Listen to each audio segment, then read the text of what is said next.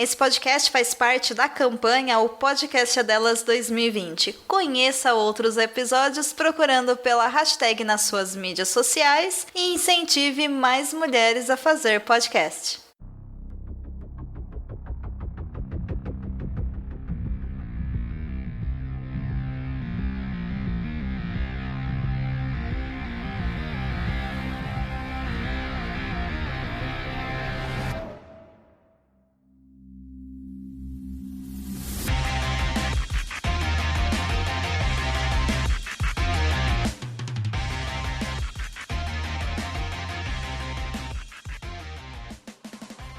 Olá, amigos! Sejam bem-vindos a mais este podcast. Aqui é a Débora Almeida e hoje nós vamos falar da série da Netflix Drive to Survive 2. E aqui comigo eu estou com o Rubens. Seja bem-vindo, Rubens! Obrigado, Débora, pela oportunidade de participar hoje do BBcast. É uma grande satisfação estar aqui, um podcast que eu admiro muito, a uma distância considerável. E nessa quarentena aí do coronavírus, eu que já estou amarrado numa cadeira porque você não me suporta mais, só tô podendo mexer a boca e os dedões, vamos falar, né, sobre a segunda temporada do Drive to Survive. Lembrando que teve a primeira temporada, já temos um BBcast que nós produzimos no ano passado, link no post. Bom, como é o mês das mulheres, eu estou aqui fazendo o host desse programa. E por isso, vamos agradecer os nossos apoiadores que estão proporcionando desenvolvimento, crescimento do BBcast, e nesse período de quarentena nós vamos trazer programas para vocês, até para poder dar aquela entretida, passar o tempo, né? Não vamos ficar só na Netflix, não. Assiste Drive to Survive, mas volta aqui e faz uma maratona do BBcast. Bom, os nossos apoiadores são Ricardo Banniman, Maia Barbosa, Eliezer Teixeira, Luiz Félix, Arthur Felipe, Rafael Celone, Will Mesquita, Antony Santos, Rogério Froner, Helena Lisboa, Cássio Machado, Carlos Del Valle, Bruno Varli, Eric Nemes, Bruno Shinozaki, Alberto Xavier, Will Bueno, Ricardo Silva, Beto Correia, Fabrício Cavalcante, Arthur Apóstolo, Sérgio Milani, Melquiades Veloso, Micael Souza, Ezequiel Bali, Silney Messi, Rafael Arilho, Rafael Carvalho, Fábio Ramiro e Mari Ângela. Bom, muito obrigado aos nossos apoiadores, a todos aqueles que contribuem mensalmente ao Boletim do Paddock. Acredite, os valores estão sendo muito bem utilizados aqui, estamos postando aí sempre que possível agora reviews, porque esse período de hiato do automobilismo será discutido no próximo episódio com convidados especiais, mas um agradecimento aí todo especial aos nossos apoiadores. E como a gente sempre fala, se não há possibilidade de vocês apoiar financeiramente o Boletim de Paddock, aquele RT maroto, aquela curtida num post nosso, um comentário, visualização do YouTube. Aproveitando, quem está ouvindo o BBcast, mesmo que não vá assistir os vídeos no YouTube, a reprodução do BBcast no YouTube, vai lá, se inscreva no canal, logo teremos lives, vídeos com informações, publicações rotineiras no YouTube, então já fica lá inscrito para quando começar a sair uma produção mais rotineira, né, contínua, detalhada, vocês já estejam inscritos no canal. Também recomendamos aí alguns canais lá no nosso canal do YouTube, fique à vontade, nossos amigos também produzem material e conteúdo de primeira. Bom, então depois de todos esses agradecimentos e tudo que já foi passado para vocês, vamos começar com o nosso programa. E, bom, Rubens, a gente assistiu a segunda temporada da Netflix, não foi que nem aquela doideira de assistir a primeira fazendo uma maratona. Dessa vez a gente optou por assistir pausadamente, e até porque já estava começando a conflitar com alguns outros compromissos nossos antes de ter essa pausa do automobilismo. Então não teve como a gente assistir tudo de uma vez, e a gente optou por fazer praticamente uma divisão de metades, né? Assistir 5 episódios, depois a gente, na verdade, assistiu mais 3 e assistiu os 2 últimos. E a gente queria discutir um pouquinho, porque quando a gente terminou a temporada, acho que a minha sensação e a do Rubens foi a mesma de que estava faltando algo. Mas antes de falar desses pontos, eu acho importante a gente começar a falar do que a gente mais gostou da série e pontos que foram positivos de todos esses 10 episódios. Bom, sobre a série, eu acho que uma coisa que ficou bem interessante nessa segunda temporada é que, como você disse, a gente dessa vez não maratonou, então a gente não teve uma linha contínua assistindo a série. Uma foi, como você disse, o próprio Boletim Paddock teve uma mudança, né?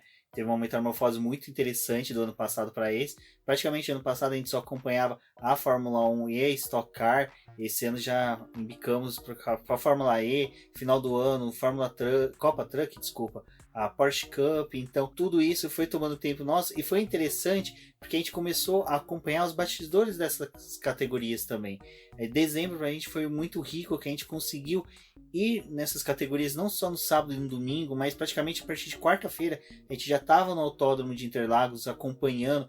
Então a gente via como é que a Rede Globo produzia os vídeos dela, como é que era a questão de entrevista. A de outras Stock Car tem emissoras. bastante bastidor, né? Exato, a Stock Car o ano passado, parabéns a quem trabalha na Stock Car, fez um trabalho belíssimo, manteve a gente sempre informado de como era a produção dela, então a gente já tinha um leve conhecimento de como eram os bastidores, então a gente sabia o que dava até onde que podia ir a Netflix na exploração dos bastidores da Fórmula 1, então essa perspectiva nossa aumentou. E quando a gente assistiu os primeiros episódios, a gente teve uma quebra das nossas expectativas, que foram muito altas. Porque a gente teve uma temporada 2019 da Fórmula 1 muito rica, muito forte. Ela foi intensa. Apesar de ter aquele domínio da Mercedes no começo do ano, foi uma coisa que eu tentava ressaltar muito nos textos lá do BP, falando a respeito de que mesmo com a Mercedes dominando o começo do campeonato, a gente tinha bastante disputa do meio de pelotão, tinha vários conflitos. Teve a circunstância da Alfa Romeo figurar lá em quarto lugar da posição do campeonato. Depois ela foi caindo. Então teve bastante movimento de modo geral no campeonato. E com a produção que a gente teve da primeira temporada, eu acho que era natural a gente ter uma expectativa muito grande com a segunda.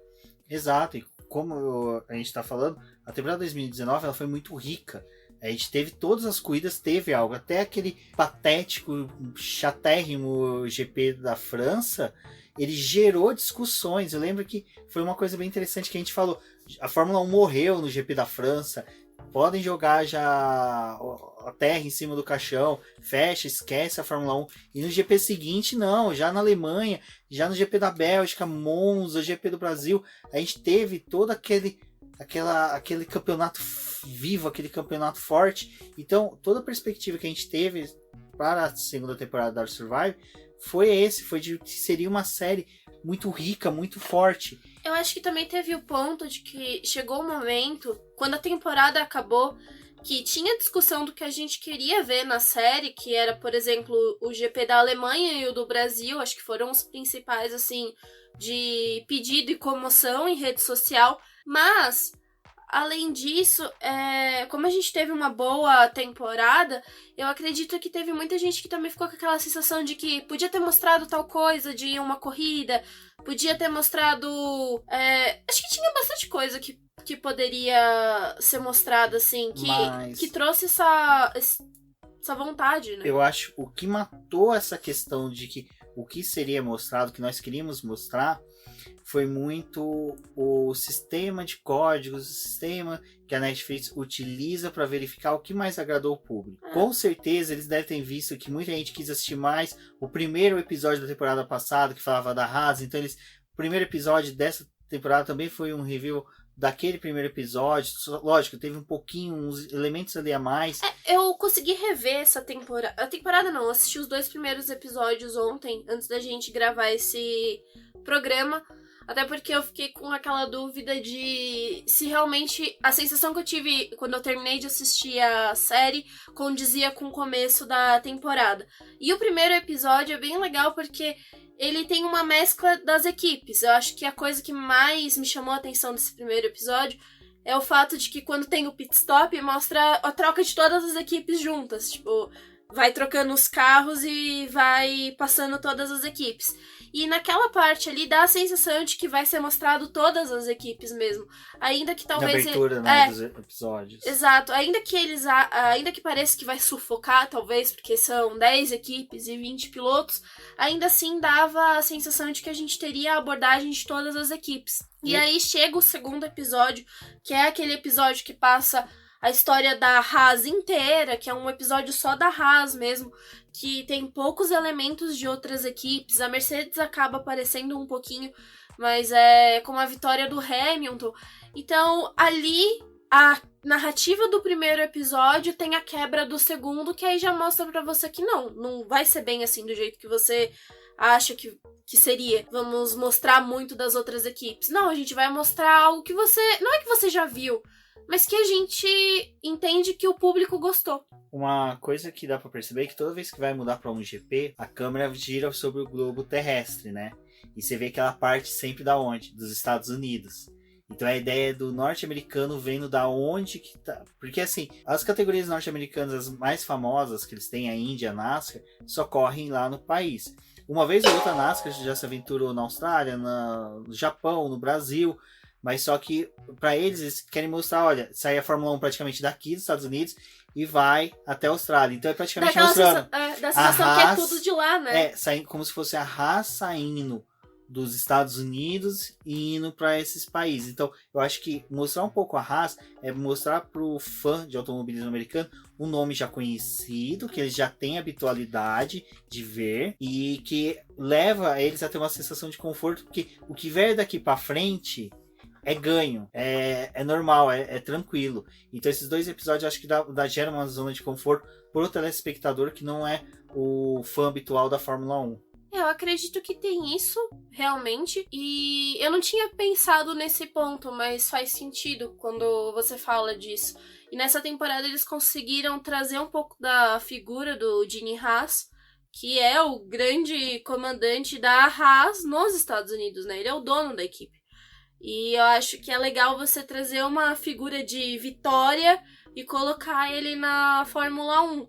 Apesar da equipe não ter sido tudo isso esse ano, e teve bastante daquela quebra da expectativa deles, que eles achavam que iam crescer e não teve isso. Acho que foi interessante mostrar isso, mas eu sinto que o Gunther Steiner, por exemplo, ele tava muito mais forçado nessa segunda temporada.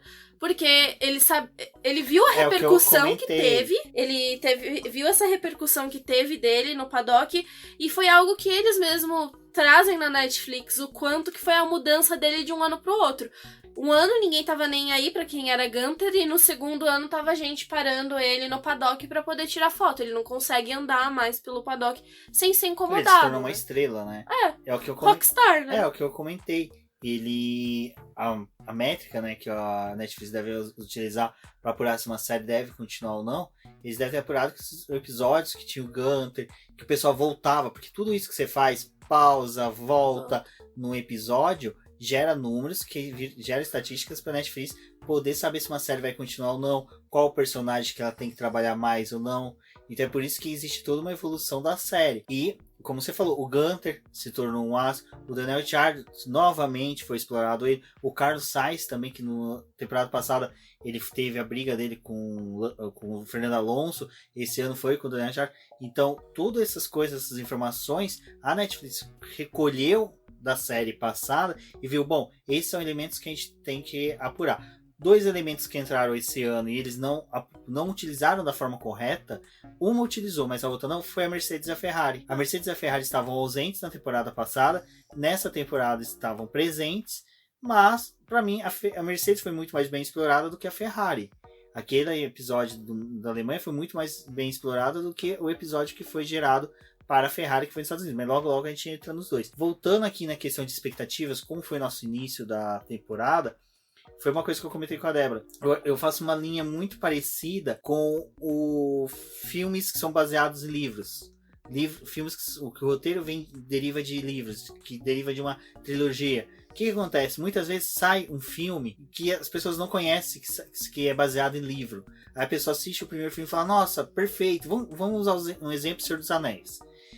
Senhor dos Anéis, 3 livros. Primeiro filme, você vai lá, assiste Sociedade do Anel, tem os hobbits bonitinhos, tem toda aquela festa bacana, tem os elfos chegando, todo mundo, nossa, que bacana, vamos ler. Aí lê o livro, já fala, bom, tem alguma coisa de estranho. E percebe que o livro não bate muito bem com a série. E é mais ou menos o que aconteceu com a série da Netflix.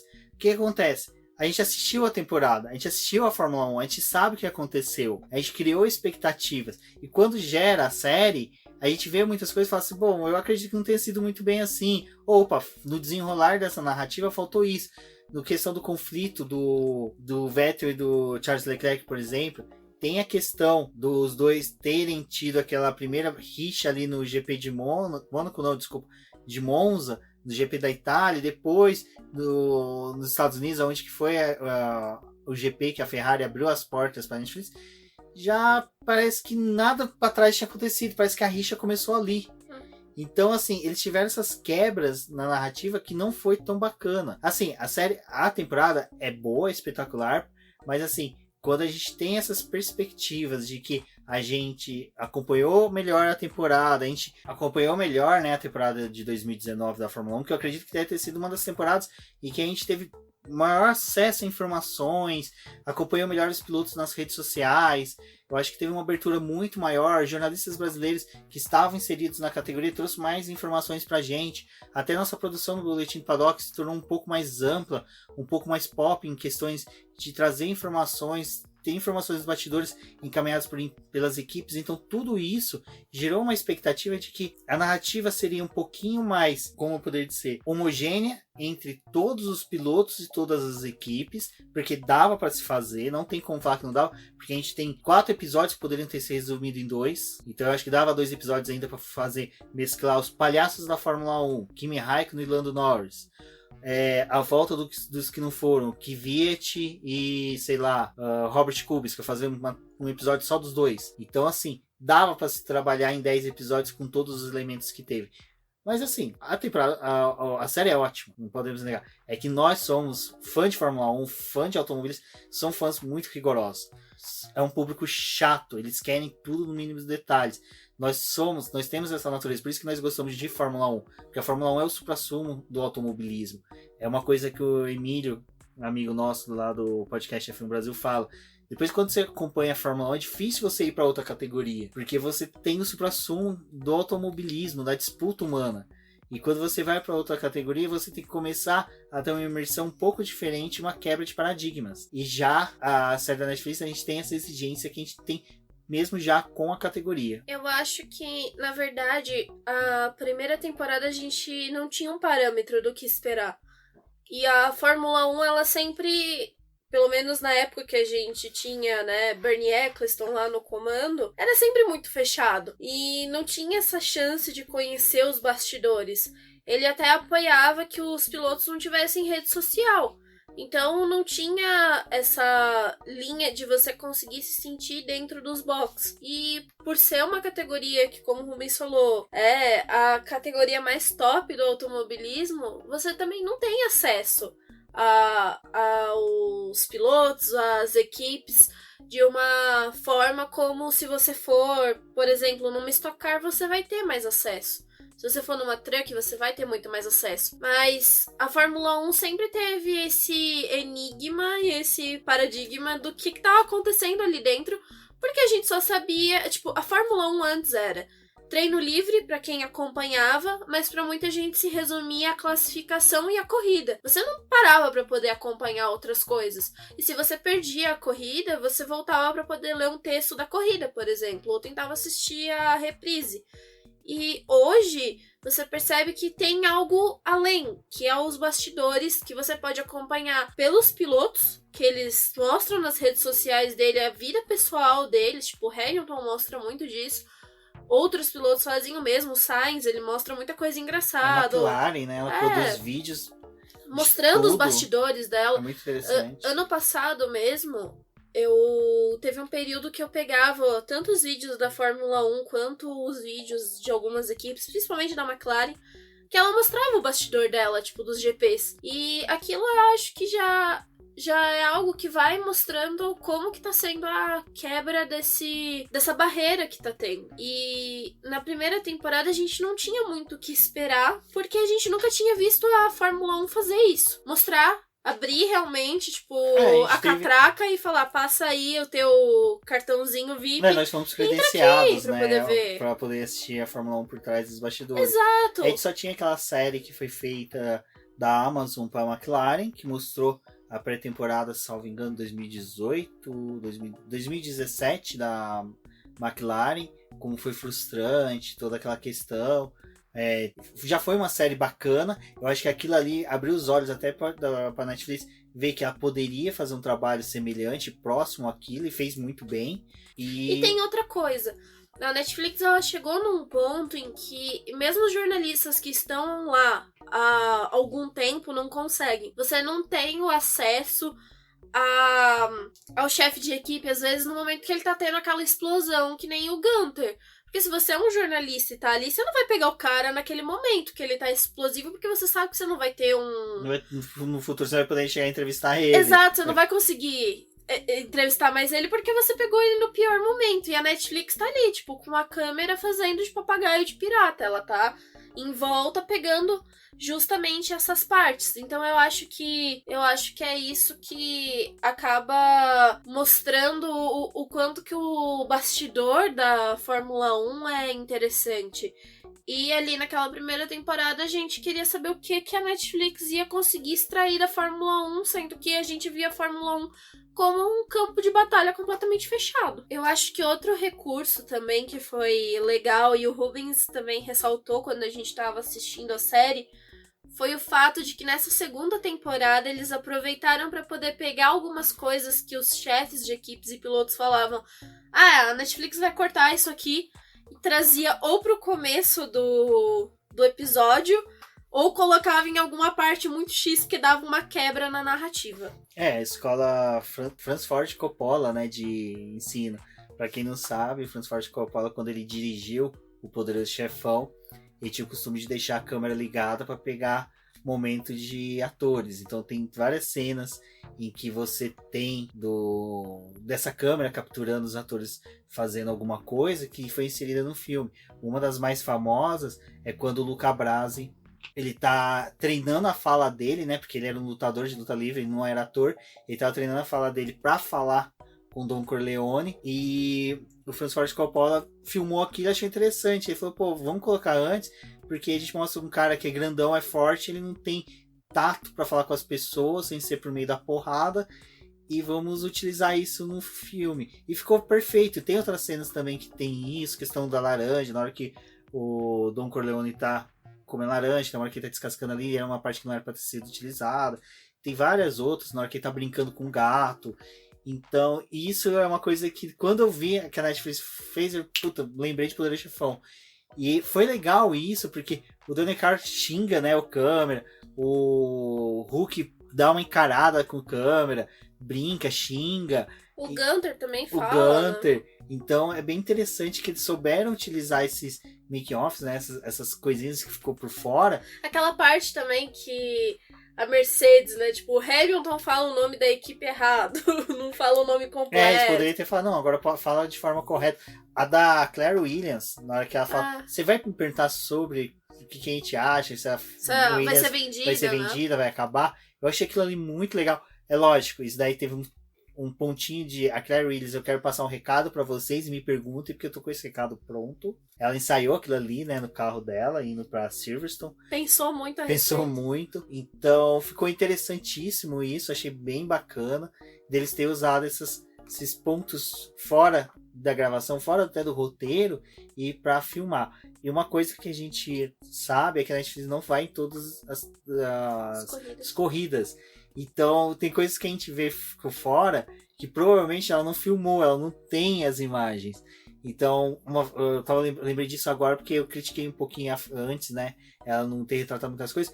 Mas, né, a gente não sabe também o orçamento deles, né? Se eles têm um orçamento para acompanhar a Fórmula 1 durante toda a temporada. Eu, se fosse da Liberty, falava, eu pago para vocês acompanhar a gente. Porque vocês estão dando uma dinâmica muito maior pra minha categoria. Então, vem com a gente, montem aí nos trailers da Fórmula 1 para acompanhar a gente durante todo o ano. Bom, outra coisa que eu acho que é algo que dá para poder se discutir um pouco e ainda volta nos assuntos que a gente já tratou, é a respeito da presença das equipes. Eu sinto que a gente teve uma zona de conforto, principalmente porque a Netflix deve ter se utilizado dos dados que ela colheu da outra temporada para poder fazer essa. E aí talvez fique aquele questionamento, né? Na primeira temporada também a gente teve equipes que não foram muito bem abordadas Então não tinha como você saber se quem ia assistir a segunda queria realmente ver ela, se baseando em dados que a gente tem da primeira temporada. E aí a gente volta pro marco que tivemos a Red Bull de volta. O Christian Horner voltou a falar sobre Foi o a personagem equipe. mais forte da equipe, né? Ele é realmente... Os chefes de equipe foram, né, os personagens mais fortes. O Franz Tost da Toro Toro Rosso Alpha Tauri agora, né? Também apareceu e foi algo que eu falei pro Rubens. Ele não é uma figura que a gente vê tanto em questão dos chefes de equipe. Porque a gente consegue muito bem ver o Mattia Binotto, antes tinha o Arriva Bene, o Toto Wolff é muito mostrado. O próprio Christian Horner, ele aparece muito em transmissão. A gente consegue saber quem é a figura. Mas Cyril, né? Cyril também. Mas o Franz Tost, por exemplo, ele não é uma figura que a gente vê tanto. E acho que a Toro Rosso, a AlphaTauri, sempre ficou, né, na sombra da Red Bull, afinal é a equipe subsidiária. E eu acho que eles trazerem um pouquinho dele na Netflix é interessante mostrar. Eu acho que a entrada do Jean Todt foi uma das coisas mais interessantes que tivemos na série. Por quê? A gente já tinha o retrato do Christian Horner, a gente já tinha o retrato do Toto Wolff, do Gunther. Tinha o Binotto ali que chegou, já é entrevistado. Você assistiu a primeira temporada? Não, nem tem Netflix. Então, tipo, dane-se, eu tô aqui cumprindo o protocolo. Na verdade, galera, eu não tô tendo tempo de assistir Netflix, porque assim, porque meu carro não tá bom. Não tá bom, o túnel de vento não tá cooperando ali. O vento não tá tão bom assim, as andorinhas não estão migrando bem. Mas o que eu queria falar dos chefes de equipe foi legal a narrativa de cada um pra uma questão chamada erro ou problema que as equipes tinham. O Toto Wolff, ele foi um dos que levou o formato de resolução de erros que eu mais gosto e uma que eu mais gosto de utilizar, que é não brigue para saber quem que errou. A culpa não é de quem está envolvido, a culpa é do erro. Nós temos que culpar o erro, temos que pegar o erro, verificar o que aconteceu e sanar todas as possibilidades dele ocorrer. Ele é a diferença do chefe, do líder, né? O Toto Wolff, ele realmente é um líder, porque ele está envolvido com a equipe. E muitos ali se portam apenas como chefe. Tipo, o problema não é eles, o problema é alguém da equipe ou algo que a equipe fez, mas nunca ele. Um exemplo que uma vez eu vi sobre esquemas de liderança não foi com coaches, foi em um podcast, eu acho que salvo engano, do Jovem Nerd, em que eles estavam falando sobre Hitler, o Gengis Khan, não me recordo agora, em que eles falam, né, a diferença entre um líder carismático e um líder que utiliza da força. O Toto Wolff é um líder carismático. Ele é o cara que consegue atrair para ele as pessoas, porque ele tem um discurso em que ele não aponta erros. Ele fala, olha, somos todo um organismo vivo e todos têm que trabalhar de forma correta. Se um errar, não vamos culpá-lo, porque houve um motivo para o erro dele. Então vamos verificar o erro e tentar sanar para que nenhuma das possibilidades de trabalho nosso chegue naquele erro. Então esse trabalho do Toto Wolff foi muito bacana comparado com o que a gente viu do discurso de alguns outros chefes de equipe. Eu tenho um grupo com algumas amigas que gostam de Fórmula 1. É um grupinho que a gente fez porque a gente se identifica e tem há muito mais tempo. E a gente chegou nessa discussão esses dias a respeito da forma como a FIA trata as equipes. Mas esse não é o tema do programa, só queria abrir um parênteses nisso. A forma que a gente vê o Toto Wolff é o que a gente gostaria que tivesse na FIA, né? Tipo, ou ele ser o líder da Fórmula 1, porque como ele é carismático, ele tem esse jeito de se portar, ele vê que o problema é um problema que é pra todo mundo, não é só de uma pessoa. A gente enxerga ele como um líder e como alguém que poderia estar à frente da Fórmula 1. E aí foi uma coisa que eu até falei pra elas. Eu falei, por que a gente olha pro Toto Wolff como esse líder e não consegue ver o Mattia Binotto em absolutamente nada disso? Exato. A gente não vê ele. E aí, entrando nessas questões, o Binotto ele tem um ar de líder, mas eu acho que ele é muito mais engenheiro do que líder. Eu acho que ele é muito mais um cara pra comandar a parte de engenharia da Ferrari. E era a época que a Ferrari vencia, né? Ele falta um cabresto pra ele. Ele falta um cabresto pra ele, falta um campeão como era o Niki Lauda na Mercedes. Eu acho que falta, eles poderiam trazer um ex-piloto da Ferrari que tenha conhecimento, tenha capacidade para ali auxiliar naquele meio de campo. Eu acho que não seria feio pra Ferrari ter 2 pessoas na liderança da equipe. Tipo, a Mercedes, ela fez isso por um tempo. Ela tinha o Lauda, né? Tem. A Williams, ano passado, tentou, né? Quando o Patrick Head voltou alguns GPs para Williams. Mas eu acho que aí que tá na questão dos chefes de equipe que eu tava falando. O que acontece? Cada um tem uma dinâmica. E de repente você tem o Toto Wolff com essa narrativa de que ele pega o erro, culpa o erro e não os envolvidos. Aí você tem o Gunter, que culpa os envolvidos e o erro que se dane, não temos como solucionar, porque eu tô perdendo meu tempo enfiando o dedo na cara dos culpados. Aí você tem o Christian Horner e o Helmut Marko na Red Bull. Coordenando 4 pessoas, né? Na onde que ele pega e coloca, exatamente, coordenando 4 pessoas, mas só que, até o Christian Horner fala isso, né, que as 2 equipes é uma só, ele gerencia a carreira dos 4 pilotos, mas ele não gerencia os 4 pilotos, ele gerencia apenas 2 que são da Red Bull, mas onde que na Red Bull ele cobra resultados, e ele não deixa o piloto ter uma zona de conforto para dentro dos erros da falha dele até ele progredir. Então, o que aconteceu até com o Gasly, que critica o Gasly, que o Gasly ficava olhando muito telemetria, estudando muito, enquanto que ele não pegava e aplicava na pista o piloto vencedor que ele realmente era. E aí chega o Tosh, que é da Alfa Romeo, coloca o Gasly numa zona de conforto, começa a Alfa Romeo, não, Alfa Tauri, desculpa, a Alfa Tauri ano passado, Toro Rosso, na Toro Rosso, coloca ele numa zona de conforto, coloca ele numa situação em que ele começa a ter uma melhor habituação ao cenário da Fórmula 1, começa a se sentir à vontade, e a gente viu toda a progressão, todo o progresso que o Gasly teve no final do ano. Ele não foi um piloto brilhante, ele não foi um piloto vencedor, apesar que o Gasly, desculpa o termo que eu vou usar, as palavras que eu vou usar vão ser fortes, mas ele nunca foi, nem nas categorias de base.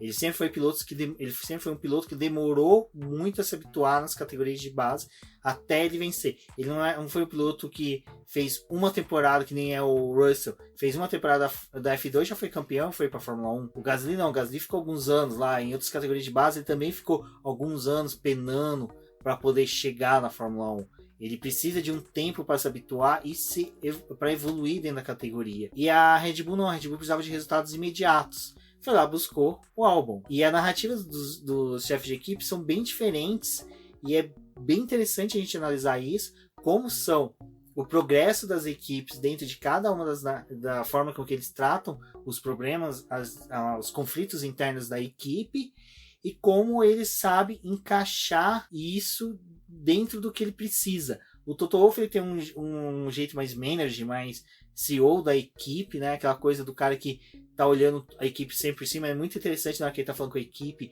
lá na fábrica, que ele tá falando, a gente vai pra cima deles, que a gente vai brigar, que ele tá no meio de uma escada e tá olhando todo mundo por cima. Então ele tem aquela posição do imponente, enquanto que o Gunter, quando vai falar com a equipe, ele fala de dentro dos boxes na mesma altura dos demais, olho por olho. Então isso já cria uma diferença de sentimento entre os pilotos e as equipes, quer dizer, os seus chefes de equipe. Então, porque você já não tem aquela coisa do cara ser seu algoz, ser aquele cara que vai puxar a tua orelha se você cometer um erro. Porque por mais que o Toto Wolff tenha isso, você vê o Lewis Hamilton pedir perdão, desculpa pra ele, porque errou. Você percebe que mesmo ele não culpando os envolvidos, as pessoas ainda têm aquela questão de dar uma satisfação a ele. O Bottas, quando sai no GP da Alemanha, ele pede desculpas, então todos sentem essa obrigação de dar uma satisfação ao Toto Wolff, mesmo sem ele cobrar os erros dos culpados ali, de quem cometeu aquelas falhas. Bom, agora fiquem com o áudio da nossa colunista Cíntia Venâncio, que falou um pouquinho do que ela sentiu com essa segunda temporada. Então, falando sobre o Drive to Survive, eu vou confessar pra vocês que eu fiquei um pouco decepcionada com essa segunda temporada. Na verdade, eu não sei se decepcionada é a palavra certa, mas a temporada 1 ela me deixou muito mais impressionada do que a segunda. Eu não sei se foi porque eu criei muita expectativa, né? Porque a primeira temporada ela foi sensacional. Então, eu acho que a segunda temporada ela acabou ficando abaixo das expectativas que eu criei. Mas nem por isso ela foi uma segunda temporada ruim. Essa porque quando eu comparo com a primeira A primeira realmente me chamou muito mais os olhos. Nessa segunda temporada, eu acho que novamente eles deram muito destaque para a Haas e para o Gunther Steiner, porque eles devem ter entendido que ele foi um marco, né? Na primeira temporada, ele foi um dos grandes personagens da temporada 1, né, do ano passado. Aí eles acabaram repetindo a 12. E eles também deram muita atenção pra questão do álbum, Gasly e aquela troca de posição lá da Toro Rosso Red Bull. Eu senti falta de algumas coisas, assim, por exemplo, eles basicamente reduziram a McLaren ao Carlos Sainz, ignoraram completamente o Lando Norris, e eu acho que isso foi um dos grandes pecados, porque a gente que acompanha a Fórmula 1, a gente sabe do personagem que o Lando Norris é hoje dentro da categoria, né? E eu não acho que tenha sido, vamos colocar assim, a decisão mais acertada, excluir o Lando Norris do Drive to Survive. Vamos ver o que eles vão fazer para a terceira.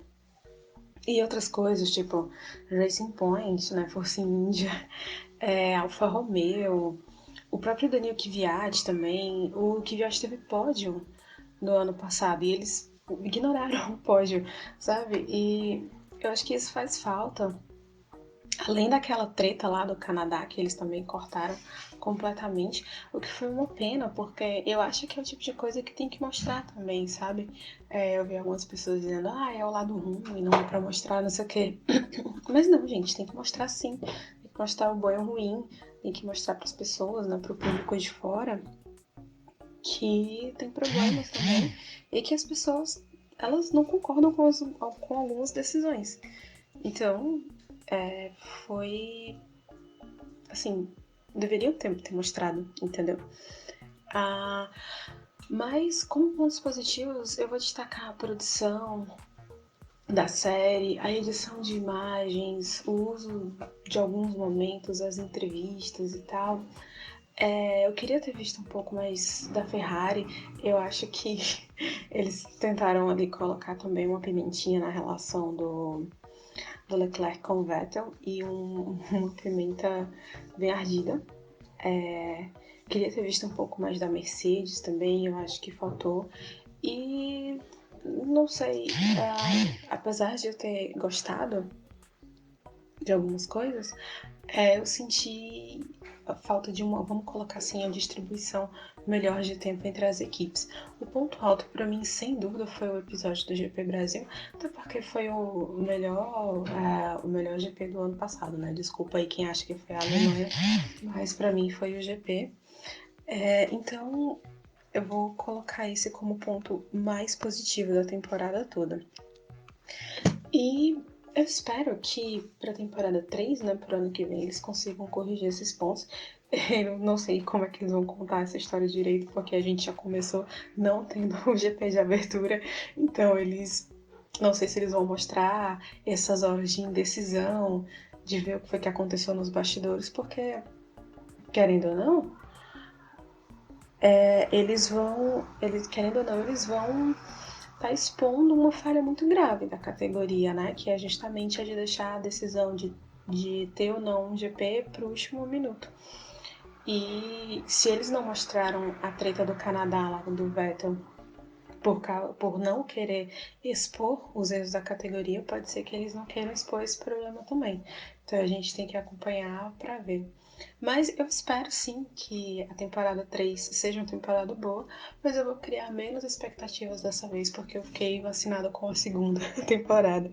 É isso, gente. Beijo pra todo mundo e até o próximo. Até o próximo podcast, até a minha próxima participação. Cheiro, tchau! O que é interessante do que a Cynthia propõe é um pouquinho disso que a gente tá falando, né? De que a série ela foi boa, mas as nossas expectativas, as nossas vontades não foram satisfeitas, não foram atendidas pela Netflix. Eu acho que é muito interessante isso. Eu acho que cada um teria feito uma série de um jeito diferente essa segunda temporada. Eu teria feito uma série mais sanguinária, com certeza. E é uma coisa que até o próprio Kevin Magnussen falou esses dias, que a Netflix coloca ele e o Grosjean como inimigos. E eles não são. O Kevin Magnussen falou, nós não somos inimigos, nós não se odiamos da forma que a série coloca. É que é uma rivalidade entre pilotos, entre companheiros de equipe, que é natural toda a categoria ter. Todos os pilotos, acho que de modo geral, falam que o primeiro adversário que eles têm quando eles vão para uma classificação e depois pra corrida é o próprio companheiro de equipe, principalmente se ele tá largando do teu lado, né? Ali já coloca a rivalidade. Fora isso, depois você tem os outros 8 pilotos que estão ali disputando espaço 18. com você. 18. É que dependendo da curva, o Magnussen já levou uns 10, né? Já obliterou, não vai ter muita gente pra eu poder terminar a prova. Bom, a gente já falou um pouquinho que a Williams também foi retratada de novo nessa segunda temporada, mas a parte interessante que a gente tem aí desse episódio da Williams é eles justamente mostrarem um pouco da pré-temporada, como que a pré-temporada é. Isso é bem significante, principalmente no ano em que a pré-temporada foi televisionada, foi mostrado os carros, foram 8 horas de 6 dias mostrando de como é o desenvolvimento de uma pré-temporada, do quanto que é difícil, de como funciona você ter que preparar o seu carro para levar ele para pista, já pensando em peça que tem que estar sendo pronta. E ali eles mostram o desafio da Williams. No ano de 2019, eles perderam 2 dias e meio dos testes, então eles chegaram atrasados. E lá eles foram mostrando os bastidores da Williams, em que tinha um momento em que parecia que eles conseguiriam fazer um ótimo carro, porque era essa perspectiva que o Paddy Lowe trazia, né, de um carro melhor, de um carro que ia conseguir sair ali do fim do grid, e aí depois ele começa a perceber que não é bem assim, que eles não vão ter peça suficiente, que as peças não ficaram prontas. A gente tem uma coisa que é bem interessante, a Williams, ela fabrica boa parte das peças do carro, né, muito das coisas é eles mesmos que fazem, ou eles dependem de alguém para poder fazer. E enquanto a Haas tem o outro lado, né? A Haas, ela tem um carro que é um Frankenstein, que eles pegam peças de todo mundo para poder fazer o carro deles, para poder perder um pouco menos de tempo se preocupando nessa fabricação. Então eles ficam mais à vontade de pensar nas atualizações. E aí a gente mostra o lado, né, que é difícil para as duas equipes. A Haas ter que lidar e às vezes ter um problema e não saber de onde esse problema tá vindo, porque as peças estão vindo de lugares completamente diferentes. E a Williams tendo que lidar com a própria produção das peças e às vezes, apesar de saber aonde tá o erro, não tem o que fazer porque tem prazo para aquilo ficar pronto. Exato. O que foi interessante da questão da Williams é que eu mesmo, quando a Williams falou que o Paddy Lowe ia para a equipe, eu fiquei entusiasmado. Para quem já acompanha o BBcast, o Leite de Paddock, não sei se recorda, finalzinho de 2018 ali, eu falava, eu era toda hora até meio chato, falava, olha, a Williams vai conseguir ter um salto, o Paddy Lowe é um excelente projetista, ele vai conseguir levantar a equipe, é um cara que consegue fazer com poucos recursos, fazer um bom carro. Eu tinha essa expectativa, me frustrei bonito nessa questão, e a série mostrou que realmente foi frustrante para todos. Você tinha ali no dia que ligaram o motor, a discussão de que ainda faltavam peças, que o assoalho era muito complexo, que estava faltando, eram muitos detalhes para poder fazer as peças. Depois a ida para Barcelona, Claire Williams levando no avião, né, peças do carro, no embalados. carro. Depois chegando, levando no porta-malas de um carro. E tem aquela hora que o Paddy Lowe cumprimenta ela, vem com aquele papinho aí, tá frio, né? Café daqui é ótimo, né? E ela seca com ele, e você percebe que não é o perfil dela, que ela é ativa, boa, é né? simpática, mostrando ela brincando com o Robert Kubica e com o Russell no Autorama. Aquilo ali foi legal, deu uma dinâmica dela que foi muito bacana, enquanto você vê ela tão contente com os pilotos, mas fria, né? Com o Paddy Lowe, você percebe que ali mesmo ele o foi um caldo balde já de zerou. água fria, né? A gente tinha essa perspectiva de que ele ia trazer não os anos de vitória da Williams, mas Tirar ela do ele poço. ia tirar do poço. E na verdade não, ele conseguiu afundar mais ainda a equipe, né? Assim, eu não acredito que a culpa seja 100% dele. Não é dele. Mas quando ele tá nessa posição de tá fazendo o carro e tá gerando a expectativa. Porque você via ali que principalmente o pessoal que tava trabalhando com eles pra poder fazer o carro, os engenheiros, eles estavam envolvidos naquele projeto, né? Eles tinha o Paddy Lowe como cara que, putz, é muito incrível a gente ter esse cara aqui, porque ele sabe o que ele tá fazendo, ele Harry vai Potter ajudar voltou. a gente, e na verdade não é isso, né? E tem aquela questão, né? O Will Buston fala, né? Que as equipes, a Williams tava tendo aquela sensação de que ia conseguir, mas só que o Paddy Lowe não acertou, mas só que a culpa nunca é só de um cara. É que eles tinham que achar alguém para culpar, tinha que achar alguém para ser o bode expiatório da equipe naquele ano, e foi o Paddy Lowe. E é uma pena, eu mesmo, assim, acho que deve ter tido uma sequência de erros internos na Williams que culminou na saída dele. E foi como eu falei agora há pouco, ele saiu, aí depois de um tempo veio o Patrick Head. É lógico que não é um episódio pra gente falar sobre a Williams, mas só que a gente vê que toda a construção, até da temporada dela, aquela cena em que tem do Russell dando um fumo na equipe, falando, olha, eu me senti patético, idiota, dentro de um carro que não rende.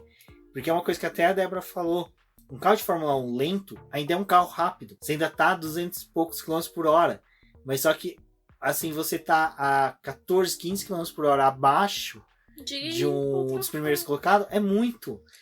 Tem aquela cena também da Haas que eles classificam bem e aí depois o carro começa a cair. Áustria, né? Que eles fizeram aquela troca do assoalho de meio de temporada da Austrália pra ver se acertava o carro. E teve a troca do câmbio também, né? Porque tinha desgastado e aí eles colocaram o novo câmbio lá e o Magnussen acabou classificando bem, mas depois na corrida ele começou a perder posição. Não, ele quebrou o câmbio, ele já perdeu posições de largada e foi uma prova que o Gene Haas estava com eles. Exato. Então aquela sensação do Gunter ter que dar a resposta pro Gene, ó, câmbio 0 km, quebrou. E aí você vê, né, que foi o que o Rubens trouxe de novo, né, que eu já tinha falado já a respeito disso, de que ainda assim é um carro rápido que tá perdendo espaço para outros carros que são mais rápidos que ele. Então, apesar de quando a gente fala desse problema da Netflix, talvez nessa temporada ter se dedicado a equipes específicas em episódios, esse episódio da Williams que ficou pro final foi um bom episódio. A Williams, ela traz um pouco disso, da vontade de você querer saber como é que é a equipe. A partir do episódio da Mercedes, né, em que já descartou, tirando os episódios da Haas, Renault teve praticamente 2 episódios, né? Aquele episódio da Renault, me desculpa, que coisa chatérrima, eu achei. Não acrescentou em nada pra mim. Desculpa, não acrescentou em nada. Eu gostei mais da primeira temporada em que eles mostraram o Ricardo tendo aquela fase de sair da Red Bull e ir pra Renault. E ali a gente já conheceu muito dele, porque a gente viu ele na casa, viu ele com os familiares, viu ele fazendo várias coisas e principalmente passando por essa narrativa de problemas. E aí ele foi pra Renault e eu não achei que foi tão interessante focar só nele. E foi algo que acho que antes da gente falar desse resto de temporada, vale a pena trazer o áudio da Rafaela, do Garota da F1, e aí a gente volta para poder discutir um pouquinho do que ela falou. Olá, ouvintes do BBcast, aqui é a Rafaela, da Garota F1, pela primeira vez com vocês em 2020, a convite da Débora e do Rubens para comentar. Infelizmente não é sobre corrida, não é sobre GP, nós estamos enfrentando uma situação bem triste com o novo coronavírus e a temporada foi adiada, como todos nós já sabemos, estamos chateados. Mas como não temos poder como indivíduos, né, como cidadão de frear isso, e a gente vai ter que esperar as coisas acalmarem, a gente dá um jeito de falar do que a gente ama, né, que é automobilismo e Fórmula 1. Então eu vim conversar com vocês sobre Drive to Survive, segunda temporada, que contra a maré eu acho a melhor temporada até agora. A maioria coloca a primeira temporada como melhor e eu realmente achei mais agradável a segunda. Mas é óbvio que eles não iam deixar eu aqui exaltar o que eu achei de bom da segunda temporada. Eu vim aqui pra comentar o que eu achei de ruim. E na realidade foram poucas coisas, então vai ser um relato um pouquinho curto, né? Não o que eu achei de ruim, mas o que faltou. Eu acho que tá todo mundo meio que com o mesmo pensamento, que é a questão de faltou narrativa pro Lando Norris, faltou pra Racing Point. E é claro, a gente queria todas as equipes, então colocar a Alfa Romeo no meio, mas eu acho que pra mim ela não fez tanta falta. O que mais fez falta foi realmente a Racing Point, principalmente porque seguindo a a narrativa da primeira temporada sobre a questão da falência da Force India, seria muito interessante eles mostrarem qual foi o rumo que a Racing Point tomou, né? E a questão do Lando Norris de ser uma estrela em ascensão, ninguém pode negar isso, né? Ele é alguém que surpreendeu muito ano passado. E eles não falaram nada. Por sorte, a gente teve o Carlos Sainz para representar a McLaren, que também vem em um ano muito bom, né? Então, isso pelo menos não faltou. E ao mesmo tempo que eu achei que essas coisas faltaram, eu achei que teve excesso da Haas. A gente sabe que a história da Haas é muito boa, chega a ser cômica, né? Eles têm muita coisa pra contar, eles são boas fontes, né? Que a gente chama no jornalismo. Mas eu achei que exagerou um pouquinho, a gente já tá careca de saber as situações ruins que eles estão enfrentando. Então, mostra em um episódio, pronto, tá bom o suficiente, sabe? A narrativa foi um pouquinho repetitiva nisso. Só que como eu falei, vindo aqui falar o que tem de ruim, mas já vindo ser advogada, a gente não sabe qual liberdade eles tiveram. A Netflix teve dentro da categoria dessa vez. A gente não sabe se a Racing Point não falou, a gente não quer que vocês filmem a gente. Vai saber se o Lawrence Stroll não queria. Já pensou? Como que iam mostrar a narrativa deles? Falando, olha, o cara comprou a equipe pra dar vaga pro filho. Não é uma situação que as pessoas querem mostrar. Pelo menos se eu fosse o Lawrence Stroll, eu não queria mostrar isso pro mundo. Mesmo sabendo que foi isso mesmo que eu fiz. Então a gente não sabe. Talvez eles também não quiseram apostar no Lando Norris. E daí o Lando apareceu na metade do campeonato espetacular. E eles já, agora não dá mais. Ou então eles já tinham pauta demais. Como a Mercedes e a Ferrari liberaram um palco pra eles. Eles, não, vamos deixar isso de lado porque é melhor você colocar a Mercedes e a Ferrari, né? Então a gente não sabe. Então é aquilo, colocando na balança, o que teve de falta e falha não chega nem perto do quão bom foi o resto. Então tem alguns episódios que eu achei meio fraco, tipo o próprio da Ferrari. A Ferrari deu uma liberdade muito boa pra eles fazerem. O episódio não foi ruim, mas dava pra fazer melhor, sabe? Enquanto da Mercedes eu achei espetacular. Nossa, eles fizeram uma narrativa incrível e eu tô super feliz que deu errado tudo no GP da Alemanha, porque se desse tudo certo não ia ser um episódio tão espetacular quanto foi.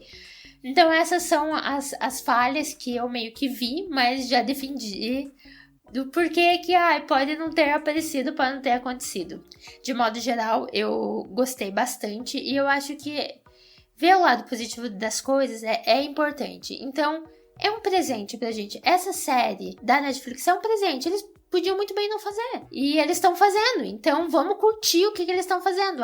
Teve aquilo de forçar a rivalidade do Daniel Ricciardo e do Sainz. Vamos ser sinceros. Boa parte das pessoas que assistem a série são pessoas que acompanham o campeonato de Fórmula 1. É muito difícil alguém de fora assistir. E quem de fora assiste, geralmente tá acompanhado de alguém que assiste. Então, a pessoa já vai explicar, não foi assim, tá bom? Claro que tem gente que talvez veja sozinho e pense, nossa, os caras se odeiam. Mas é uma minoria que não vai atingir diretamente os pilotos. Então eu acho que isso a gente pode ficar em paz também. Eu gostei bastante. E como a gente tá aí sem GP, sem campeonato, se você não assistiu, vai lá assistir. Ou se você assistiu, faz maratona direto. Assiste as 2 temporadas. É muito legal você ver a evolução que a Netflix teve em termos de narrativa. Então, é isso aí, galera. Pensem o lado bom que foi essa segunda temporada. Eu acho que a maioria vai concordar com essas faltas e falhas e talvez vocês até apontem outras que eu não tenha recordado agora.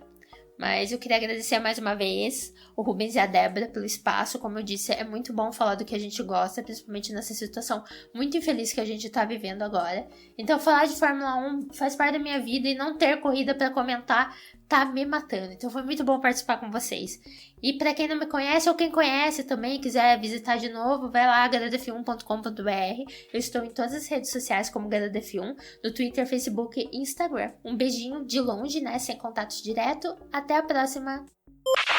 Bom, a Rafa, a gente não deixou ela falar muito dos pontos positivos, mas ela ressaltou algumas coisas que ela não gostou tanto. Tem um post dela muito bom, Sim. que tá linkado no post do episódio de hoje.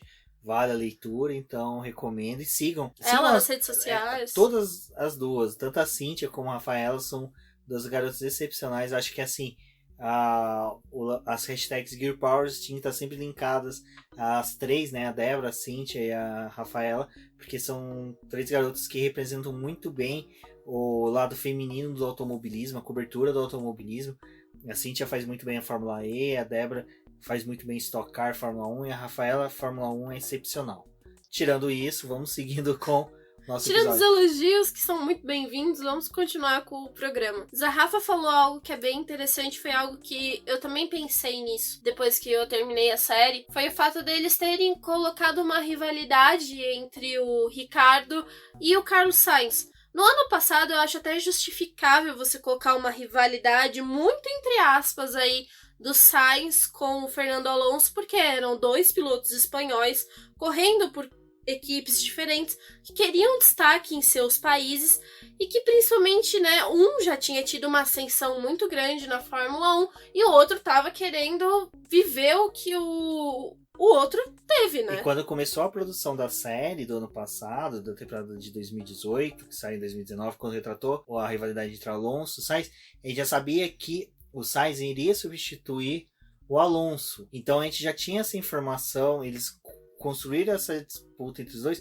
muito boa. Mas daí eles vieram com uma rixa que já estava resolvida do Ricardo e do Sainz. É porque o Ricardo só saiu da equipe porque ele não estava se sentindo bem na Red Bull. Eu não vou falar o que eu realmente acredito que fez o Ricardo sair da Red Bull, porque os fãs vão vir com tochas em casa para botar fogo, mas pra mim ele teve o medo do conflito com o Max Verstappen. Eu acho que ele procurou um pouco assim da zona de conforto dele na questão mental, de não estar num ambiente que não estava fazendo bem pra ele, mas ao meu ver, se você quer ser um piloto vencedor, você talvez ficaria na equipe que tá com mais chances. Apesar que a Renault, ela trouxe esse parâmetro de que ela poderia estar melhor, que ela poderia crescer, porque ela teve resultados que ela foi colhendo. Mas aí foi o lance de não ter enxergado o que a própria McLaren estava fazendo, né? Exatamente. Que Ninguém olhou pra McLaren. A ascensão da McLaren estava sendo maior do que a ascensão da própria Renault.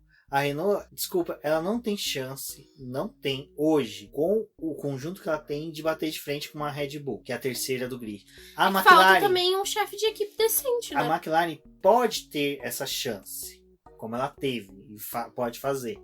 Então o Ricardo, ele foi muito mais ganancioso em questão de valores, porque a McLaren não deve ter oferecido muita coisa, porque a McLaren realmente não tem tanta grana assim, e ele não quis ir disputar de novo com um companheiro que era um jovem talento que estava vindo em ascensão, que era o Lando Norris. Então ele não queria ter esse conflito novo com um companheiro jovem. O que ele quis? Zona de conforto, que foi o que você falou. Ele vai para uma equipe em que o companheiro é um cachorro morto, que ele vai poder chutar à vontade. Agora com o Ocon ele vai ter uma disputa de mano a mano. O Ocon ele não é um cara que abaixa a cabeça. E ele tem o Toto Wolff como chefe. Então ele sabe que, como chefe de equipe não, mas como empresário. Então, exato. Tudo E ele isso também tem maior. O Ocon, ele tá numa disputa com o Russell, né? O Russell tá ali na Williams, mas ele, apesar de não ter um carro bom, ele consegue trazer um resultado ali pra Williams. Ele mostra alguma coisa. Visando os assentos da Mercedes, que em 2021 estarão livres. Eles precisam mostrar serviços. Os dois vão disputar. E aí, a Williams vai entregar um carro bacana. E aí a gente entende a frustração dele, até aquela cena que ele tá no motorhome do Toto Wolff. Ele fala, e aí, Toto, quanto você vai pôr no teu carro? Você percebe que existe uma pressão até dos pilotos aspirantes da Mercedes em ocupar os carros da Mercedes. Enquanto que isso, agora, como você muito bem falou, e uma coisa que eu não tinha percebido, o Ocon vai querer mostrar resultado. Ele tem mais carro do que o Russell. E o Russell tem o Latifi. O Latifi não é tudo isso que dizem ser. O Latifi é um piloto mediano. Pra mim, ele tá na classe do Gasly, do Kvyat, do que ele tá na classe do Ocon e do Russell. Pra mim, são dois pilotos mais excepcionais do que o Latifi. E o Russell também, ele tem a vantagem de que ele já tá integrado na equipe, né? Ele já passou um ano na equipe. E a Claire gosta dele. A Claire gosta dele, a Claire ela vê o quanto que é um talento desperdiçado no carro que eles estão tendo, porque poderia ter tido, né? E ter uma chance muito melhor em desenvolvimento. O Latifi, ele já vinha fazendo testes pra equipe, mas era mais pra poder ocupar a vaga do Kubica, que a gente já sabia que ia sair, que ele só ia ficar uma temporada, do que acho que outra perspectiva ali no paddock. Então, sobre a rivalidade, agora pra fechar essa questão de rivalidade do Ricardo e do Sainz, eles quiseram criar a situação de que o Ricardo usou a McLaren, o Sainz saiu melhor do que o Ricardo. Mas o meu problema dessa questão nunca foi isso, porque pra mim o erro sempre foi do Ricardo sair da Red Bull, porque ele perdeu mais chances do que se ele tivesse ido pra McLaren. Eu acho que a rivalidade do Ricardo tinha que ser muito mais ou com o Gasly ou com o Albon ou com o Verstappen. Porque ele deixou aquele assento livre e perdeu pódios, perdeu vitórias. Com certeza o Ricciardo teria feito muito mais pódios, teria feito muito mais... O carro teria sido... Ele teria a ganhado Red Bull corridas. teria sido muito melhor. Teria sido a segunda do campeonato fácil. Tinha colocado Eles a tinham um Ferrari. carro pra isso. Os dois pilotos seriam segundo e terceiro e quarto, desculpa, fácil. E eu acho que eles também teriam mais um piloto com chance de provocar a Mercedes. Eu acho porque que faltou isso. o Leclerc não teria brilhado tanto. Porque eu acho que seria o Ricciardo teria ali uma posição. Então eu acho que assim, essa questão dessa rivalidade forçada não foi bacana, não foi legal. Então... Até porque são dois pilotos muito de boa, assim, no o Carlos Sainz, ele... no grid, eles estão muito tipo, Eu eu preciso vencer, eu quero ter a chance, pelo menos o Sainz, eu quero ter a chance de estar na primeira posição do pódio e tá ali com a McLaren, porque ele comprou muito a ideia da McLaren. Outra coisa que eu acho que vale a pena ressaltar aí, que agora me voltou pra cabeça, né? Foi o fato do Carlos Sainz ter se mudado para próximo da McLaren, para poder ficar mais perto da equipe, poder trabalhar com eles, e o fato do Albon, né, ter se mudado para a cidade, que é o desejo de consumo de todos os pilotos, que é Mônaco. Eu acho que eu dei muito mais cara de uma realização da mãe dele do que dele. Porque é o que você falou, o Albon... E é legal que a gente coloca até essa questão dos dois pilotos, porque a Red Bull não quis mais o Carlos Sainz. E o Carlos Sainz, quando ele correu com o Verstappen, ele correu pau a pau. E quando ele correu com o Hülkenberg na Renault, eles correram pau a pau. E até mesmo já quase superando o Hülkenberg. Então, assim, o que a gente tem é que o Carlos Sainz é um piloto excepcional. O Zac Brown fala isso, né? Fala, olha, é um piloto rápido. A gente precisava disso na McLaren. E o fato dele falar, olha, eu me mudei para perto, para Inglaterra. Ele ficou longe da família, ficou longe da mãe. Ele é um latino-americano. Então, latino-americano não, desculpa, gente. Ele é latino, espanhol, tem os mesmos costumes que brasileiros e latinos-americanos. Então, desculpa o lápis, mas só que vocês vão entender que ele tem aquela questão da família. É legal quanto retratam ele com a família. Primeiro que mostra o pai dele, que é o pica das galáxias do Rally, então você consegue venerar o cara ali nos 5 segundos que ele aparece na série. E mostrou que o Carlos Sainz deixou tudo de lado para focar na equipe. E ele mesmo fala, eu sou o piloto mais focado, eu sou o piloto que mais se dá pela Fórmula 1. Então ele é o piloto que tá ali, ele é o workaholic total, ele tá próximo da equipe, ele tá brigando, ele tá treinando, ele tá fazendo boxe, ele tá sempre com o empresário dele. Aí você pega o Ricciardo, que tá sempre com o personal trainer dele gostosão lá, vai jogar basquete nos Estados Unidos, vai fazer isso. O Albon se muda para Mônaco, que é um GP por ano, fica longe da fábrica da Mercedes. Agora com o da Red Bull. Agora com o coronavírus, ele deve estar lá preso em Mônaco. O Carlos Sainz está na Inglaterra, ele tem chance de ir na fábrica, tem chance de trocar um feedback mais rápido com as equipes. E aí, tipo, quem que tem mais a dar pela Fórmula 1 é o cara que vai conseguir mais. E o Carlos Sainz, ele tá colhendo o que tá plantando. Eu acho que a perspectiva... O Ricardo foi otimista na questão de ter esperado que a Renault fosse continuar. É claro, a gente não tem como saber o desenvolvimento de um campeonato. Não. Até porque, em um momento, a gente achou que a Haas poderia ter sido algo melhor em 2019. Foi um completo fracasso. É que a Renault... Mas a Renault... na verdade, ela se valeu de outras equipes não terem ido tão bem pra ela ter ficado ali onde ela ficou em 2018. E aí, se você olha para o mesmo ano que foi 2018, a McLaren tava ali. Bom, nosso carro não tá tão bom, mas a gente já tá se livrando de um problema que foi ter a Honda. Então a gente já vai voltar aqui pro eixo e pra algo mais...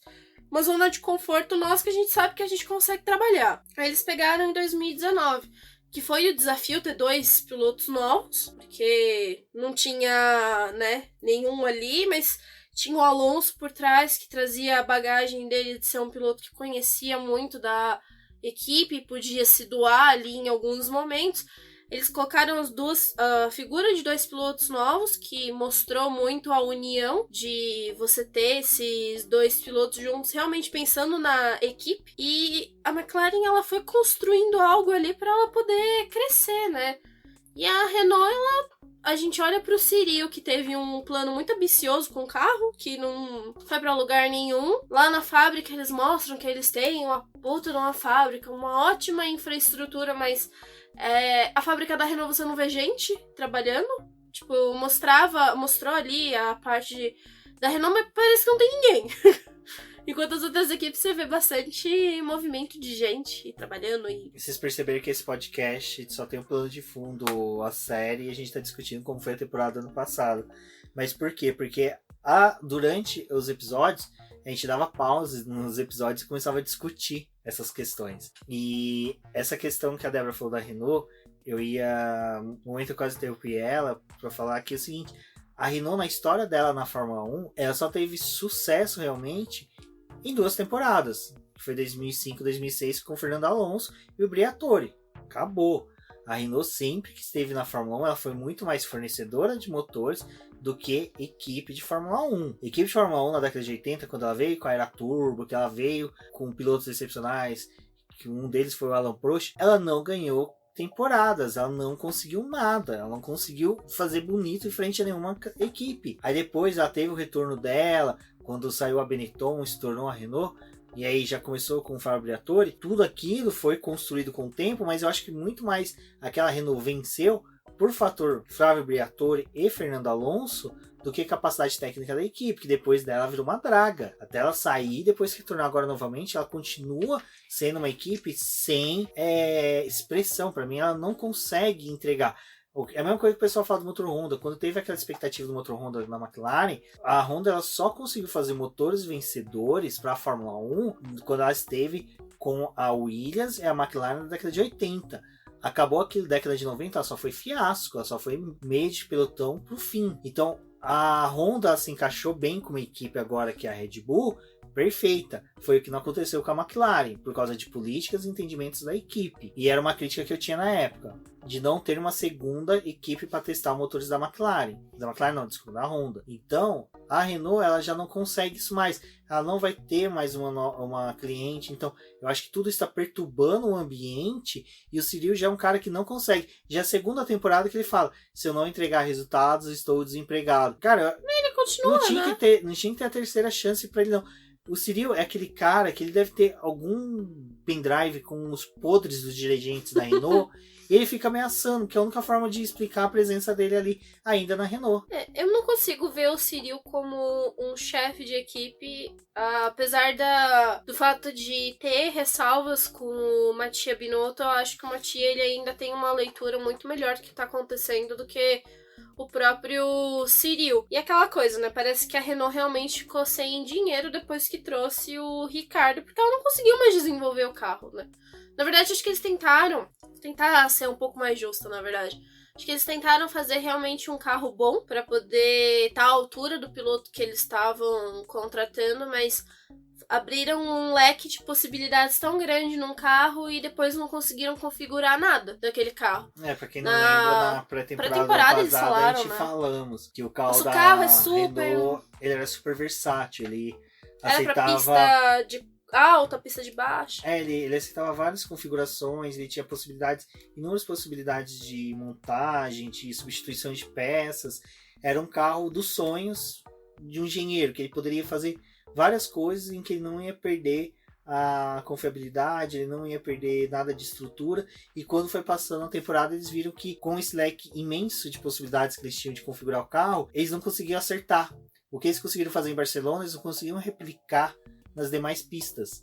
Então isso foi o calcanhar de Aquiles desse carro. Eu me impressionei muito na pré-temporada, elogiei muito, mas na hora que chegou já na Austrália, a gente já viu que não era tudo aquilo. Eu acho que mais 2 coisinhas para poder encerrar esse episódio. A primeira coisa foi o fato de terem deixado a cereja do bolo pro final, que foi o GP do Brasil. Teve bastante imagem do GP do Brasil. Eles conseguiram pegar outros takes de câmera para poder mostrar algumas disputas. Eu acho que isso foi muito enriquecedor dessa parte. Eles tiveram um bom episódio porque tinha, né, mostrando o Gasly que passou por todas as merdas do ano e conseguindo um pódio. E aí o próprio Carlos Sainz que tava ali naquela afobação de conseguir trazer um resultado para a McLaren e finalmente conseguiu o pódio. E eu acho que a cena mais espetacular disso é eles na dúvida se eles realmente subiam pro pódio para poder comemorar, porque não ia ter outras equipes ali com eles. E aí eles mostram que não, a gente perdeu muito durante esses anos e a gente merece ter um pódio só pra gente. Vamos subir lá pra poder comemorar. E o GP do Brasil, ele pôde trazer isso e eu acho que é um marco, né? Algumas coisas podem acontecer em outras corridas, mas por ser o GP do Brasil, por ser uma pista que a gente tem referências de inúmeros pilotos vencendo aqui, o fato de ser Interlagos, que é uma pista extremamente desafiadora e não tolera muitos erros, né? Ela cobra os pilotos de várias formas, as equipes sofrem com o calor que tem e esses pontos foram interessantes nessa prova. Exato. O GP do Brasil que ficou bem legal. Primeiro que teve alguns erros até com as imagens do GP do Brasil. Que quando tava passando o GP dos Estados Unidos lá, toda aquela questão da Ferrari, eu acho que eles não tinham muitas imagens do grid e eles precisavam mostrar todo aquele drama pré-grid ali. Eles usaram umas imagens do GP do Brasil e de repente aparece a Cecília, que é uma das assessoras de imprensa do GP do Brasil, conversando com o João Doria, ali com as propagandas do GP do Brasil, e a gente percebe, porque o GP do Brasil tem aquela faixa verde-limão, né, na beirada, mas tirando isso, o último episódio do GP do Brasil pra mim foi o mais esperado, porque eu queria saber como foi retratado, eu queria saber como foi os bastidores do GP do... Quer dizer, da ida do Carlos Sainz pro pódio. A gente tem amigos jornalistas que fizeram a cobertura da etapa e eles contaram pra gente, falando, nossa, gente, foi sim uma tensão, porque quando saiu que o Lewis Hamilton estava sendo investigado, que ele confessou até mesmo por Rubens Barrichello na entrevista de que ele seria, né, que ele pediu desculpa porque ele errou, então a gente tinha toda essa tensão, então foi uma situação bem bacana da forma que foi retratada. E esse momento que a Débora relatou é sensacional. A assessora de imprensa falando, não vai ser legal, todo mundo vê.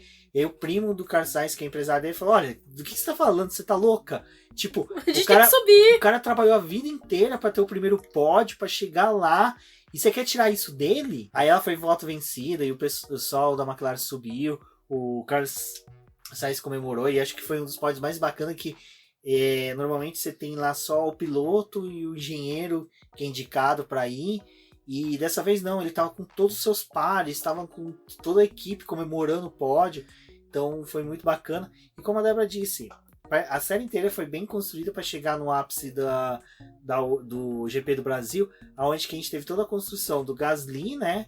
Teve a construção do Albon, teve a construção do Carlos Sainz, e os três se tornaram os personagens justo do último episódio.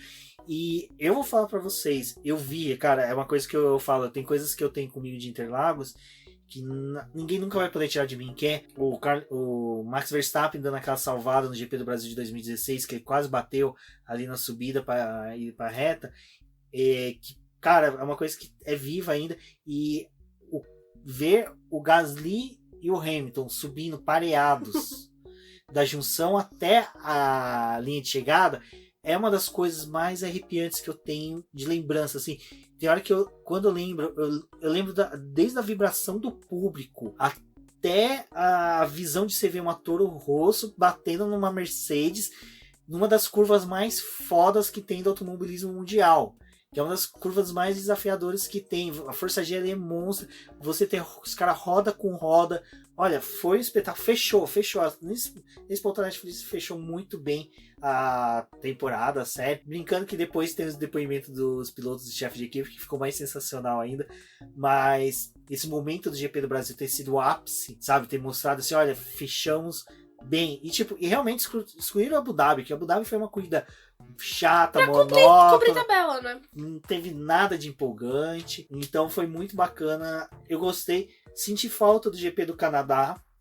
Eu acho que poderia ter sido muito mais trabalhado, porque eu acho que foi um GP que geraria um pouco mais de assunto para se debater, principalmente naquela questão do... Como é que é o nome? Da Ferrari, de mostrar, porque aquilo ali para mim sim foi um golpe duro pro Sebastian Vettel. Eu acho que Bahrein ter falado sobre a perda da vitória pro Leclerc também, eu acho que dava para ter construído os personagens dessa forma, sabe, ter feito eles tiveram como a jornada usar a Ferrari do herói, e não usaram, né? A jornada do herói dos dois, de os dois ter perdido uma vitória e ter ido construindo uma temporada até chegar a vitória do Leclerc em Mônaco, que já foi um GP todo conturbado, né? Com aquela classificação ridícula que teve, e do Sebastian Vettel, que ganhou em Singapura, depois de uma jogada de estratégia dele, e um lance que o Vettel conseguiu muito bem foi ter rendido com pneus ruins, numa pista de rua, ele ter feito...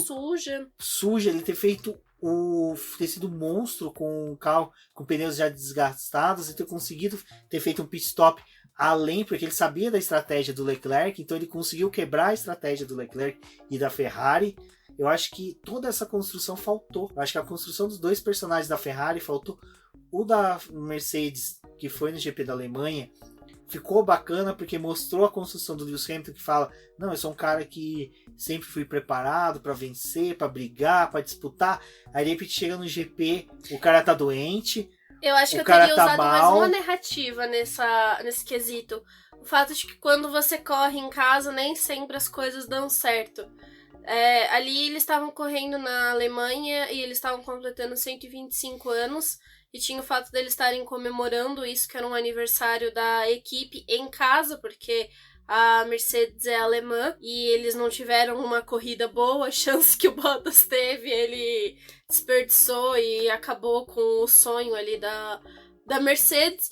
E dava pra poder voltar ali no primeiro GP do ano, né? Na Austrália, quando o Ricardo acabou perdendo a asa também, teve que abandonar a corrida. Tem essa construção no GP da França, com a Renault, tem da Claire Williams falando que Silverstone é a casa deles, que eles têm toda aquela emoção. Tem essa questão de se correr em casa, você não ter bons resultados, né? E eu acho que fora isso do GP do Brasil, e uma coisa que eu acho que, né, eu discordo um pouquinho da Rafa, o fato da gente não ter tido a Alfa Romeo, mas também poderia servir para poder mostrar um pouco do conflito, né, com a Haas. Porque no mesmo GP que a gente tem o Magnussen e o Grosjean batendo roda com roda, a gente tem os dois carros da Alfa Romeo se respeitando, fazendo a curva e largando juntos, assim, sem ter nenhum problema. E isso se repetiu também no GP do Brasil, que enquanto a gente tinha vários conflitos ali na relargada, o Raikkonen e o Giovinazzi acabaram se respeitando demais para poder nenhum dos dois perder ponto. Eles precisavam desses pontos para equipe.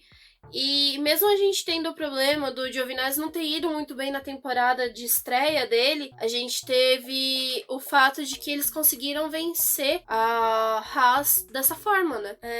Isso que a Rafa falou, a gente também não sabe o quanto que as equipes deixaram se mostrar e quiseram participar dessa narrativa. Mas, por exemplo, eu gostaria de ter visto o Frederic Vasseur, que é o chefe de equipe da Alfa Romeo, falando um pouquinho dos pilotos dele. Afinal, ele tem o Raikkonen, né, que é a figura que a gente mais espera ele falar alguma coisa e ele não fala nada. E de fala, a gente teve a falta de rádios, né? Porque eles ficaram naquele... A rádio que box, era só... box. Rádio, check, ok. Não teve algo além, assim. Isso também faz falta, né? Porque a gente tem acesso a isso no aplicativo da própria Fórmula 1. Mas eu acho que foi uma boa temporada, se você parar pra poder analisar, teve muita coisa boa. Realmente foi uma construção narrativa que eles cresceram de um ano pro outro. Eu acho que para uma terceira temporada, que ali na segunda eles já deixaram prometendo ter uma terceira, isso se a gente tiver campeonato esse ano, né? Porque o coronavírus não está permitindo sair de casa. Vão mostrar Drive to Survive versão corridas virtuais. Mas enfim, eu acho que para uma terceira temporada talvez valha a pena trazer essas outras figuras que ficaram de fora. Alfa Romeo, Racing Point, agora a AlphaTauri, que trocou de nome. Mostrar mais dessas equipes também, porque elas fazem parte ali do meio de pelotão e estão disputando alguma coisa, né? Esse é o último ano, a gente ressalta de novo que é o último ano que eles têm esse dinheiro para poder rasgar. Ano que vem já começa o teto orçamentário. Se der tudo certinho, né, bonitinho, a gente vai trazer essa discussão no próximo episódio do BBcast. Mas eu acho que, de modo geral, é um presente pros fãs ter essa série. Nesse período que a gente tá sem corrida e sem saber quando que vai voltar as provas, vale a pena voltar, assistir a primeira temporada, assistir a segunda, fazer essa análise do quanto que os pilotos cresceram de um ano para o outro, principalmente porque você tem acesso a esses bastidores, entender o que está acontecendo na Fórmula 1. Para o público americano é saber que a Fórmula 1 está indo para os Estados Unidos dessa forma, chamando mais a atenção das pessoas de lá, e vale a pena, acho que, recomendar essa série para uma pessoa que não gosta da Fórmula 1, ou tem essa visão de que, poxa, a Fórmula 1 acabou quando o Senna morreu. Dá pra você mostrar isso. Eu acho que até pros nossos pais, quem tem a oportunidade de sentar com os pais para poder assistir algo, talvez colocar essa série e resgatar um pouquinho do que eles tinham antes, que eles assistiam, mas eles não têm ideia do que é por trás. Eu lembro que a primeira vez que eu consegui ir num paddock de Fórmula 1 e acompanhar as coisas como jornalista, meu pai me perguntando como é que era lá dentro. Porque ele também sempre teve essa visão de que praticamente não tinham lá dentro, porque você não conseguia ter acesso a isso. Então, eu acho que vale a pena essa série por conta disso. Exatamente, e o que é legal no último episódio é a hora que eles liberam o microfone pros pilotos, pros chefes de equipe, todos falando, não sei o que é a Fórmula 1, aí vem o Kimi Raikkonen, isso aqui pra mim é um passatempo, é muito bacana que eles deixam eu correr, tipo aquela frieza dele, zero emoções, achei muito bacana, e é uma coisa que eles falaram que achei muito foda, e na hora que eles falam, olha, esse ano a temporada vai ser espetacular, porque é o último ano que a gente tem cheque em branco, que a gente pode gastar à vontade. Então é o último ano que a gente vai botar pra quebrar. Então você percebe que todas as equipes, ela quebra aquela narrativa que a gente tava tendo, de que seria somente uma temporada de transição. Quebra aquela narrativa que o pessoal teve, fala que nenhuma equipe trouxe carros tão com muitas novidades para essa temporada. E na verdade eles trouxeram. E eles mesmos apontam isso. E para quem ouviu o BBcast que a gente falou da pré-temporada, a gente fala que os carros tiveram evolução, sim. Houve mudança, sim. A única diferença é que o que está dando certo eles não alteram, eles só melhoram. Mas mesmo assim já é uma mudança.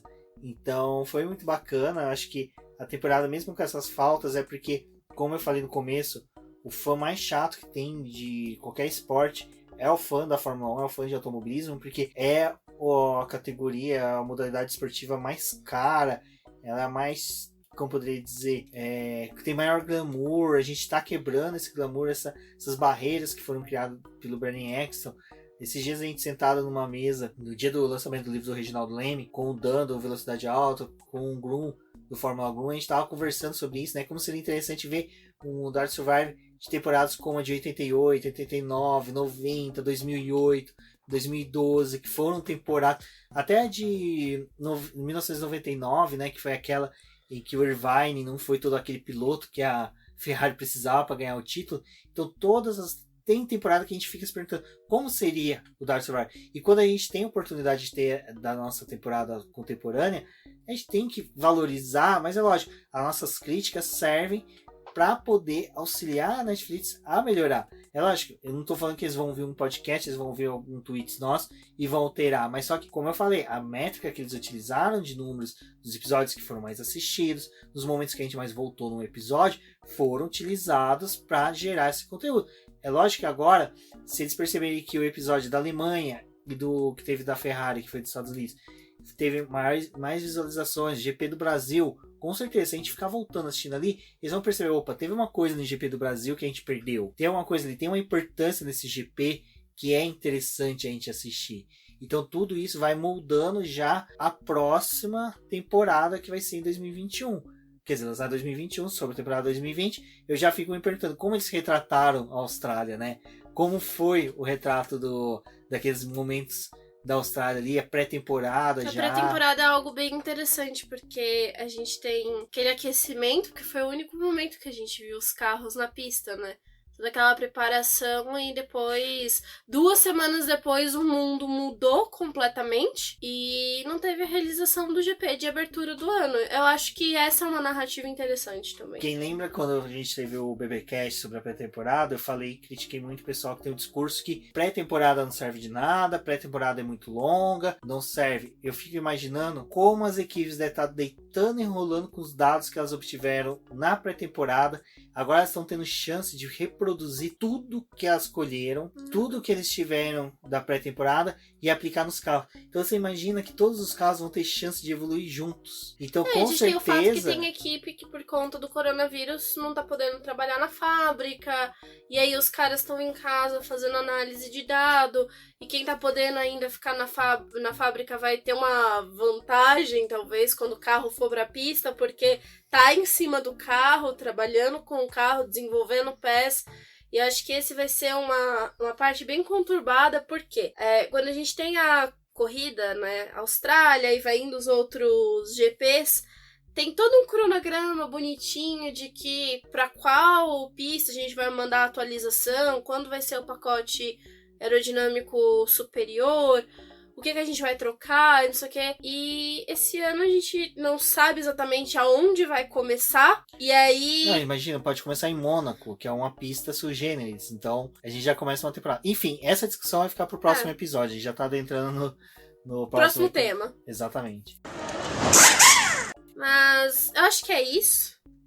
Confiram o nosso BPcast do próximo episódio para poder continuarmos essa discussão. Acompanhem o boletim do Paddock, a gente está tentando trazer algumas coisas para vocês ao longo desses dias. Não vai faltar notícia, não vai faltar conteúdo, a gente sempre vai tentar trazer alguma coisa, porque além de ser o nosso trabalho, a gente tem um público que a gente precisa abastecer e tá interessado, quer saber das coisas. Acompanhem o Boletim nas suas redes sociais, no Instagram e no Facebook como Boletim do Paddock e no Twitter como @DizNoBoletim.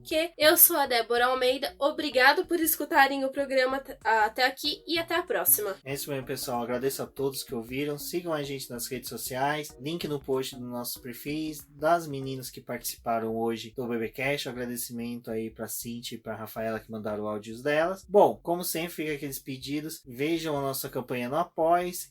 Ouviu o BBcast, tá ouvindo no seu agregador favorito, dá um screenshot, marca a gente nas redes sociais. É bacana também para poder expandir aí e mostrar para outras pessoas que vocês estão ouvindo, chamar mais ouvintes para aumentar aí, né, nossa participação no dia a dia de mais apaixonados, aficionados pelo automobilismo. Eu sou o Rubem GP Neto, um forte abraço a todos e até a próxima.